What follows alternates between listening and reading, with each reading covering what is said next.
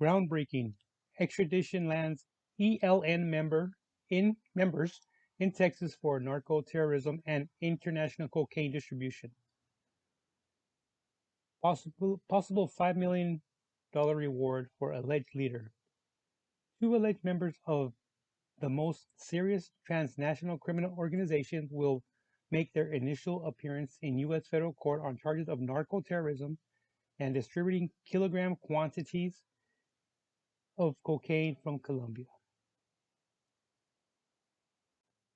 This is the first time believed members of the National Liberation Army, Ejército de Liberación Nacional, aka ELN, have been extradited to the United States in their nearly 60-year history to face both narco terrorism and drug trafficking charges.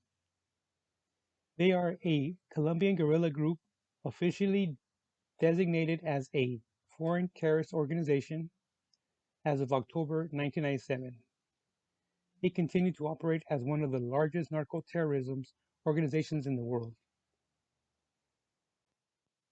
The two individuals, the monikers are Choncha, 36, Moncho Picado, 44, were extradited to and landed in Houston just last Thursday. They're set to be going to court. Probably, it was court today at 10 in the morning on Friday. A federal grand jury returned an indictment against both. February 12, 2020, Colombian authorities took them into custody at the request of the United States in September 2020. It's the same, same pattern. You know what I mean, with international cocaine distribution conspiracy, along with other five members.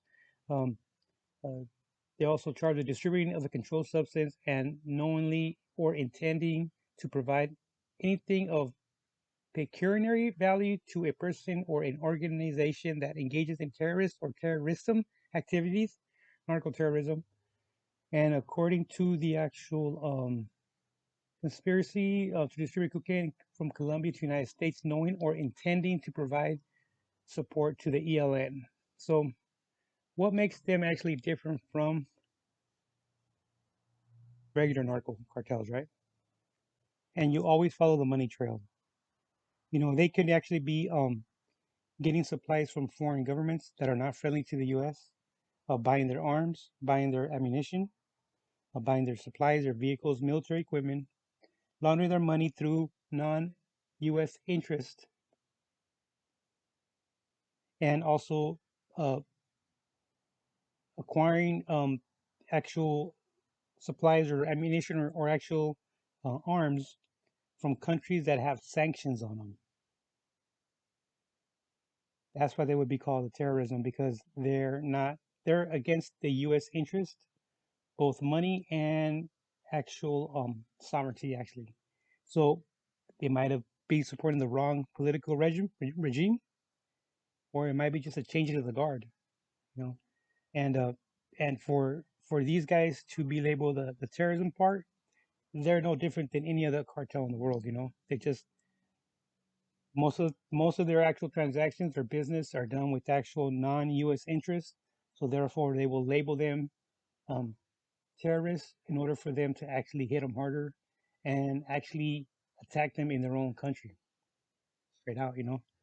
And for uh, for them to actually be extradited, like it says in 60 years, right? That's really, I'm surprised they handed them over, because that's going to be costing. That's actually going to cost some actual Colombians some trouble, because the fact that they handed them over to the U.S. and just for that itself, if they're terrorism, you don't think they're going to be attacking, Colombian interests now, you know what I mean? And they don't mess around with it. They don't go for bombs, record. They don't they don't they don't hold back. I mean, they give it to you um at full throttle. Okay, guys, don't forget to like, subscribe.